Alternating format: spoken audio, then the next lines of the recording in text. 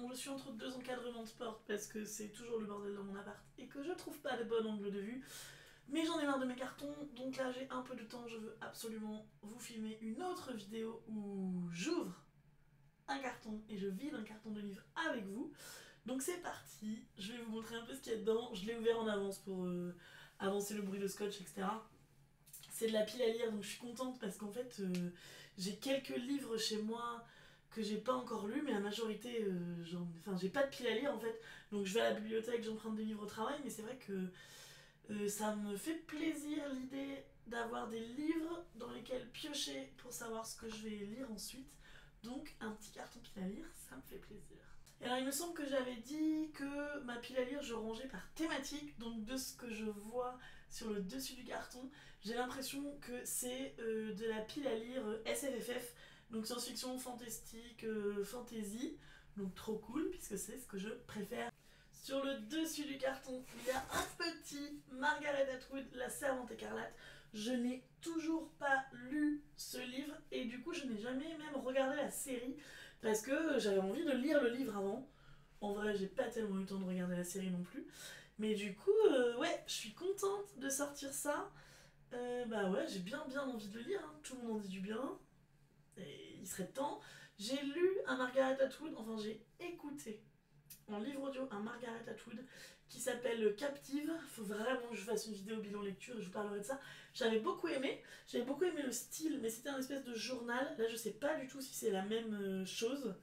Mais ouais, j'avais bien aimé le style de Captive, donc j'espère aimer autant le style de La Servante écarlate. J'ai oublié de le résumer, partant du principe que beaucoup de gens le connaissent, donc c'est une dystopie, ça se passe dans un monde où il y a très peu de femmes qui sont fertiles, et du coup les quelques rares femmes qui sont encore fertiles sont réduites à l'état d'esclaves sexuels, et on va, donc les Servantes écarlates, je crois que c'est ça le nom des esclaves sexuels, et donc on va suivre une Servante écarlate qui va apparemment rentrer dans des groupes dissidents pour essayer de retrouver sa liberté.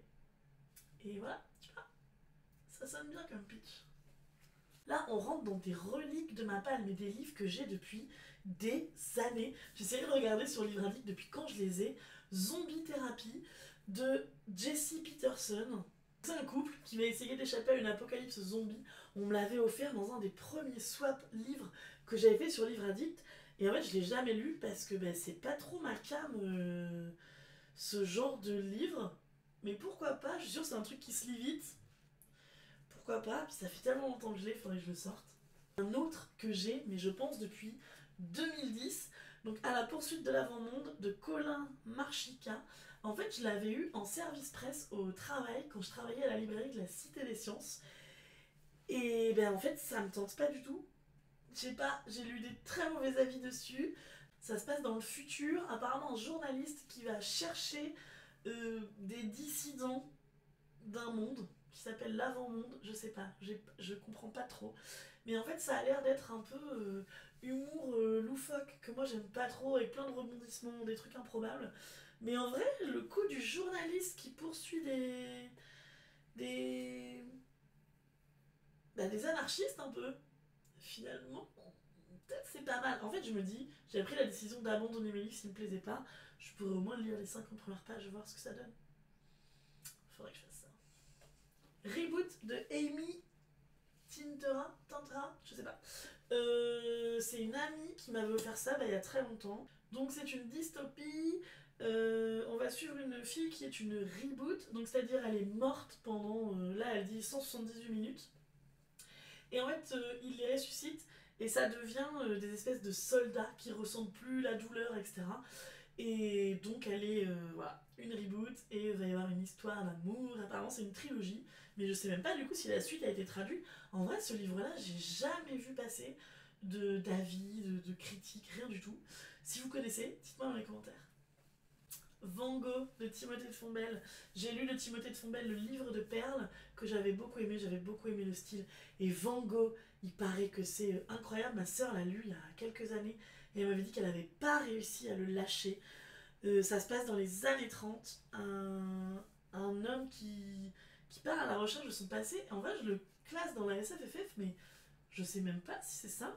C'est peut-être pas du tout. Il y a peut-être pas du tout de fantastique. Mais en tout cas, ouais, il me fait très très envie depuis très longtemps. C'est l'intégrale parce qu'il y a 2 tomes. Et je sais pas, je me répète, j'ai envie de le lire. À durée déterminée de Samantha Bailly, c'est pareil, je l'ai depuis hyper longtemps. En fait, c'est un peu la suite des stagiaires. Je pense que ça peut se lire indépendamment, mais moi j'aime bien quand c'est les mêmes personnages les suivre, surtout que j'ai lu les stagiaires, mais du coup j'ai lu il y a tellement longtemps que je m'en souviens plus.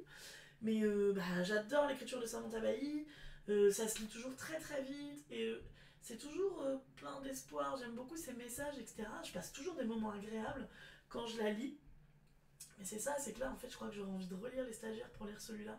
Et je me demande s'il n'y en a pas encore un autre après, avec les mêmes personnages. Donc on suit un peu une espèce de start-up de jeux vidéo. Et on suit donc Ophélie, qui au début est stagiaire, et après elle est embauchée dans la boîte. Et on suit ses amours avec ses collègues, ses amitiés, ses difficultés. Et j'avais beaucoup aimé, je me souviens dans les stagiaires, il y a, bah là je le vois aussi, genre des passages où on voit les mails, où on voit les échanges de textos, etc. J'avais bien aimé. Ouais, c'est frais en fait comme roman. Donc, mais c'est vrai que ça me fait plutôt penser à l'été. Mais bref, il est là, j'ai pas beaucoup de piles à lire, donc peut-être je vais le sortir. Le Dragon Griol de Lucius Shepard. C'est ma copine Nelsie qui me l'avait offert dans un calendrier de l'Avent, je crois. Je viens de trouver dedans une petite carte que Céline m'avait offert et où elle dit qu'en plus elle avait adoré, gros coup de cœur pour ce livre, qu'elle avait adoré l'univers onirique qui se dégage de ce recueil. C'est un recueil de nouvelles.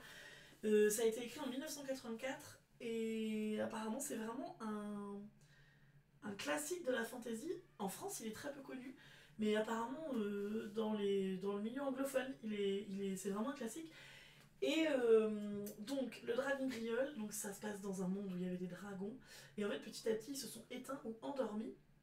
Et donc le dragon griole qui était gigantesque, il dort profondément, genre il hiberne depuis je ne sais combien de temps, et en fait ça forme une chaîne de montagnes, son corps tellement il est énorme, sauf que voilà, il est pas encore mort, il est endormi, et apparemment il instille des, de l'énergie néfaste dans le monde et dans les humains, et donc il doit déclencher des guerres, etc. Ça a l'air super cool. Et du coup, ouais, c'est vrai que. En fait, j'ai un peu de mal avec les grands formats, et c'est vrai que la. L'édition attirait pas de ouf et je le connaissais pas. Et en fait, plus je le lis, plus je le mûris, plus je me dis que je pense que c'est vraiment le genre de fantasy que j'aime. Et donc, il faudrait que je me lance. Asynchrone de Fabien Clavel, celui-là je l'avais eu en SP sur un. Genre un un salon littéraire, genre. Je sais plus comment ça s'appelle. Le salon du livre de Paris. Je l'avais eu en SP avec celui qui vient après là. Lena Wilder de Johan Elio. Ça c'est un tome 1. Et donc en fait celui-là, bah, en fait même les deux, en fait c'est des quatrièmes de couverture où en fait ça résume pas l'histoire, c'est genre un extrait du livre et on sait pas du tout ce qui se passe dans l'histoire. Et moi c'est vrai que ça souvent j'ai un peu de mal parce que j'aime bien savoir dans quoi je me lance. Donc je sais pas. Mais après Johan Elio, là par exemple dans mes 80 sélectionnés pour le PLIB de 2023, j'ai sélectionné des romans de lui. Il a écrit beaucoup et du coup c'est un auteur qui m'intrigue, donc je me dis bah bref, pourquoi pas. Mais vraiment je sais pas de quoi ça parle. Celui-là sur la quatrième de couverture, la jeune fille dit qu'elle vient de mourir. Mais pourquoi? Je ne sais pas. Et ça bah je sais pas, c'est une fille qui est sur un banc, d'un coup elle ressent une douleur et elle voit 2 personnes traverser la rue. Voilà, je sais pas à vous, mais moi c'est trop vague pour que ça m'inspire en fait. Le Passeur de Loïs Leury, donc un classique de science-fiction, je crois, ou dystopie peut-être. Oui, c'est ça, c'est une dystopie. D'ailleurs, je lis la quatrième de couverture, ça a l'air un peu d'être une utopie. Ça se passe dans un monde qui est soi-disant parfait, et je pense que sans doute notre héros va découvrir que ce n'est pas si parfait que ça. Il y a eu un gros moment où tout le monde en parlait, et genre la hype est passée. On n'en parle plus du tout maintenant de ce livre. Alors qu'à un moment, on parlait que de ça. Donc je l'avais acheté à ce moment-là. Mais maintenant, il est retombé dans l'oubli. Par contre, j'aime beaucoup Prends garde à toi de Fanny Chiarello. C'est un SP que j'ai eu par l'école des loisirs. Ça se passe dans une classe de 5e. une jeune fille qui adore lire, et dans sa classe ils vont monter une pièce de théâtre et elle va avoir une rivale. Elles vont se détester à deux. Deux filles qui vont se détester, je suppose qu'à la fin elles vont devenir copines. Mais voilà, un petit roman qui se passe au collège. Mais c'est vrai que j'ai eu une période où j'aimais bien ça, et puis les livres jeunesse, etc. Puis je sais pas, j'ai eu une période où j'avais plus du tout envie de lire ce genre de choses. Mais c'est le genre de truc qui se lit en une soirée, hein. Donc moi j'aime bien les livres qui se lisent en une soirée. Le dernier danseur de Mao de Li Kongxin, je sais pas comment prononcer, je parle pas chinois. C'est l'autobiographie d'un petit garçon, un petit paysan chinois qui vivait sous la dictature de Mao Tse-tung et qui va devenir danseur étoile, et c'est quand même une histoire assez incroyable. Donc j'aimerais bien découvrir son histoire, voilà. Il y a des photos et tout, et ouais, c'est une autobiographie en plus. J'avais déjà lu une autobiographie d'une famille, je vous en avais déjà parlé dans une vidéo, d'une famille chinoise qui vivait proche du... Le grand-père était traducteur pour Mao. J'avais trouvé ça très intéressant, parce que c'est un peu fou comment c'était de vivre... Enfin, moi je trouve toujours ça incroyable, les vies sous les dictatures, etc. Parce qu'on se rend pas du tout compte de ce que c'est, et ça me fascine un peu. Donc ouais, je suis très intéressée de découvrir ça. Amour, gloire et ballet de Anaïs Sautier. Donc c'est une danseuse classique qui déteste la nouvelle danse à la mode. Je sais pas si c'est de la tectonique, du hip-hop, ils disent pas dans la quatrième de couverture. Et du coup, elle veut pas du tout rentrer dans cette nouvelle mode. Et puis finalement, elle va être invitée exprès à un stage pour découvrir cette danse. Et donc voilà, elle va y aller à reculons. Mais je suis sûre qu'il va y avoir une histoire d'amour et qu'elle va finir par adorer. Et ça peut être sympa. J'adore les films comme ça en fait. Par exemple, les films de danse, genre Save the Last Dance, ou les filles qui font de la danse classique, elles apprennent à faire du hip-hop et tout. Je sais pas, j'adore ça. Donc pourquoi pas en livre. Pareil, je pense que c'est un petit école des loisirs. Je pense que moi, je vais lire ça très vite. Donc pour passer un petit moment sympa un soir, quand j'ai plus de livres, ça peut être cool. Par contre, je vous avais dit que c'était de la SFFF, mais moi, apparemment, j'avais aussi juste de la jeunesse. Pas du tout SFFF. Cormac McCarthy, La Route, j'ai vu le film et je n'ai toujours pas lu le livre, et le livre a l'air vraiment bien. Donc c'est un père et son fils, c'est un roman post-apocalyptique. On suit un père et son fils qui sont sur les routes pour essayer de survivre, de trouver à manger, etc. Et ouais, je pense que ça doit être un livre puissant. Le premier tome de Gardien des Cités Perdues de Shannon Messenger. Donc ça c'est pareil, c'est un peu, vous voyez, je vous disais, j'achetais beaucoup à cause des réseaux sociaux. Et en fait, j'aurais jamais acheté ça sinon. Et surtout, moi j'en avais parlé aussi dans mon rapport à la lecture, j'aime lire tous les tomes à la suite. Donc acheter un tome 1 alors que les autres tomes sont pas sortis, je fais pas ça habituellement, parce que je déteste attendre les autres tomes. Je sais pas combien il y a de tomes maintenant à cette série, quoi. Mais là, il n'y avait que les 2 premiers sortis. C'était un peu la période Harry Potter, etc. Ouais, c'est plus trop ce que j'ai envie de lire maintenant. J'ai vraiment envie d'aller vers des choses plus adultes. Mais ça a l'air cool. Tout le monde a adoré quand même ça. Donc je suis impatiente de découvrir. Mais maintenant je sais que si je le commence et que j'aime, je vais vouloir lire tous les autres tomes. Donc s'il y a 8 tomes, vous voyez, ça me freine un peu.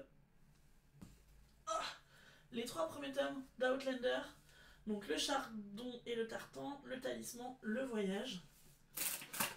Ils ont un peu souffert dans les cartons. Je pense qu'ils ont un peu pris l'humidité quand même. Je crois que j'ai d'autres tomes dans un carton. Je crois que j'ai peut-être les 5 premiers. C'est une amie à moi qui voulait s'en débarrasser, donc elle m'a proposé de les donner. Et pareil, j'ai jamais vu la série parce que j'avais envie de lire les livres. Je sais pas, en fait, c'est trop gros. Mais alors je sais que de tout ce que j'ai lu comme avis, c'est genre on commence, on peut plus s'arrêter et on les lit très très vite. Mais ouais, devant l'ampleur de la tâche, j'ai un peu la flemme. Le dernier du carton, Georgia Caldera, Les Larmes Rouges, le tome 1. Je sais pas combien il y a de tomes. J'ai pas dit les résumés pour les derniers titres. Donc Gardien des Cités Perdues, c'est une petite fille qui entend les pensées des gens.